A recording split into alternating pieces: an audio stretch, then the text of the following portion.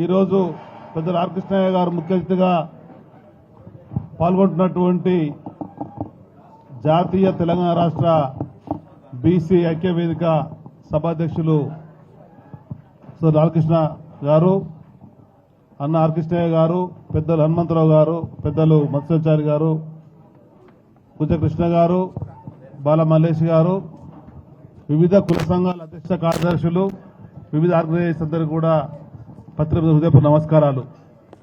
చాలా వాడిగా వేడిగా హుషారుగా జోరుగా ఈనాడు ఈ కార్యక్రమం జరుగుతుంది. చాలా సంతోషం. ఇటువంటి వాతావరణంలో పట్టే సమస్యలన్నిటి బయటకు వస్తాయి. ఆ సమస్యలను చర్చించి వాటి ఒక తీర్మాన రూపకంగా చేసుకొని ఎవరైతే ఆ లక్ష్యాధనంలో ముందుకు వస్తారో వాళ్ళని కలుపుకొని ముందుకెళ్లేటువంటి పరిస్థితులు గతంలో మనం చూసినాం, నేడు కూడా చూస్తున్నాం.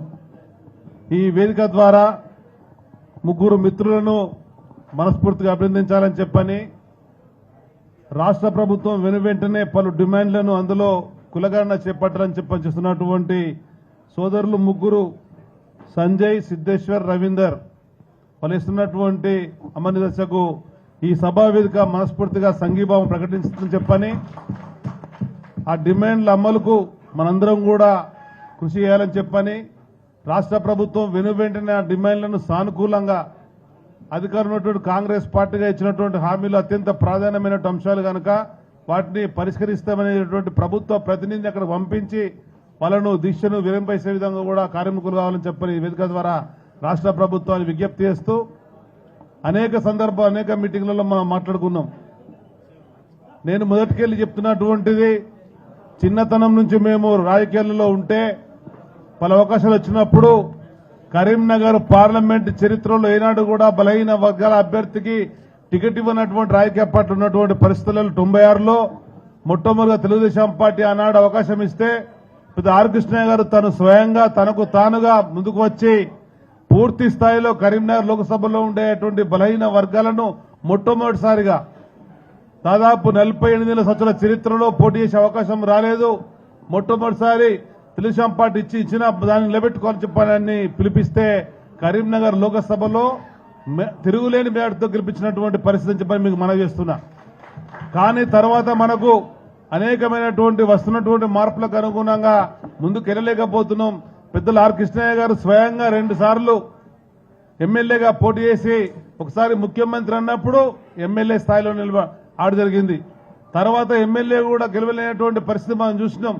మరి ఈ విధమైనటువంటి దాన్ని ఆటుపోట్లు తట్టుకోవాలని చెప్పంటే అన్నిటి కూడా సమగ్రంగా ఆలోచన చేసుకోవాలా, ఒక నిర్మాణాత్మకమైనటువంటి కార్యక్రమాలతో ముందుకు పోవాలి. ఒక ప్రణాళికాబద్ధంగా వేనప్పుడే అవకాశాలు వస్తాయి.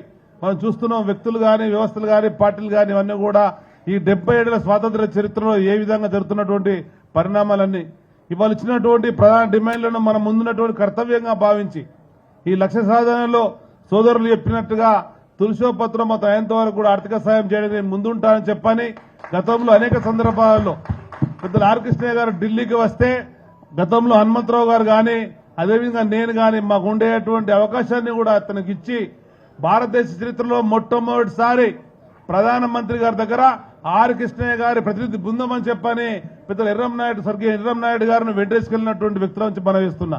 అంటే బీసీ ప్రతిష్ట పెంచాలా, బీసీ నాయకత్వాన్ని పెంచాలా, మనకు వచ్చిన అవకాశాలను ఆ విధంగా కార్యాచరణలో ఉంచాలని చెప్పే విషయంగా కూడా ముందుకెళ్లినటువంటి వాళ్ళం, ఆ కమిట్మెంట్ ఉన్నటువంటి వాళ్ళం. ఎటువంటి సందేహాలు అవసరం లేదు. సో ఒక మాట జరిగింది, ఇందులోకి వచ్చేటువంటి వాళ్ళు ఏ కులమైనా ఎవరైనా కానీ ఏ పార్టీ కానీ అది డోర్ బయటనే ఉండాలి. ఇక్కడ వచ్చినామని చెప్పంటే మనందరం కూడా బలహీన వర్గాల బిడ్డలమని చెప్పనేటువంటి మాట, అది ఆనిముత్యం లాంటి మాట. మనలో ఉండేటువంటి చిన్న చిన్న ఆలోచనలు ఉంటే అది చెవులో చెప్పాలి, మంచి ఉంటే 10 మంది వినేటట్టు చెప్పాలా. ఎందుకంటే అది అనుభవపూర్వకంగా వచ్చినప్పుడు వస్తుంటది. కనుక ఎవరినైనా మెచ్చుకోవాలనుకున్నప్పుడు మైక్ తీసుకొని మెచ్చుకోండి, ఎవరినైనా మాట్లాడాలనుకున్నప్పుడు చెవులో చెప్పండి, ఇగో నీ ద్వారా మన సమాజానికి నష్టం జరిగింది, నీ ద్వారా ఈ సమాజానికి ఉపయోగపడే దోహదపడి చేయలేకపోయినావు. ఇదే సెంట్రల్ కోర్టులో ఇక్కడే హాల్లో ఉన్నప్పుడు 2 ఏళ్ల క్రితం ఇదే విధంగా నేను ఇందులో పార్టిసిపేట్ అయినా. ఆనాడు పెద్ద ఆర్ కృష్ణయ్య గారు ఒక మాట జరిగింది, ఈ భారతదేశంలో పార్లమెంటుకు ఉండేటువంటి అవకాశాలు పార్లమెంటుకు ఉన్నాయి, అసెంబ్లీలకు ఉన్నాయి. మీరు అనుభవకున్నటువంటి రాజకీయ నాయకునిగా అసెంబ్లీ సమావేశాల పెద్ద కేసీఆర్ గారితో మాట్లాడేసి కులగణన తీర్మానం చేయండి.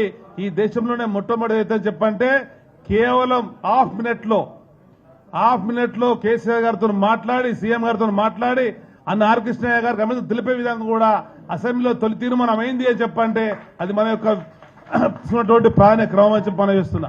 ఆ విధంగా ఎవరేమైనా కానీ ఉన్నటువంటి విషయాలను అర్థం చేసుకొని ఏ విధంగా వాటితో అడుగు ముందుకేయాలని భావించి చేసినట్టయితే తప్పకుండా విజయం జరుగుతుంది. ఆ విధమైనటువంటి కార్యక్రమం గతంలో సాధించుకున్నాం.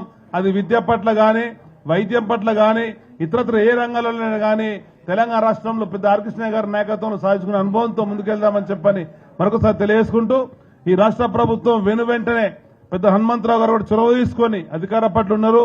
అపారమైన అనుభవం ఉంది. దాదాపు 60 ఏళ్ల పైన అనుకుంటా వారికి అనుభవం అవగాహన అన్ని స్థాయిలో పనిచేసిన వ్యక్తిగా, రాజ్యసభలో పనిచేసిన వ్యక్తిగా ముఖ్యమంత్రి గారితో మాట్లాడేసి వెంటనే తమ్ముళ్ళు ముగ్గురు కూడా అక్కడ ముగ్గురుతో పాటు ఇతర జిల్లాలలో కూడా ఇస్తున్నటువంటి అమర్తి చేస్తుంటే పిల్లల యొక్క ప్రాణాలు విలువైనటువంటివి వాళ్ళకేమైనా అయితే అది రాష్ట్ర ప్రభుత్వం బాధ్యత అవసరం ఉంటుంది కనుక వెంటనే విరంపేసే విధంగా రాష్ట్ర ప్రభుత్వం చొరవ తీసుకోవాలనే విషయం కూడా విజ్ఞప్తి చేస్తూ ధన్యవాదాలు.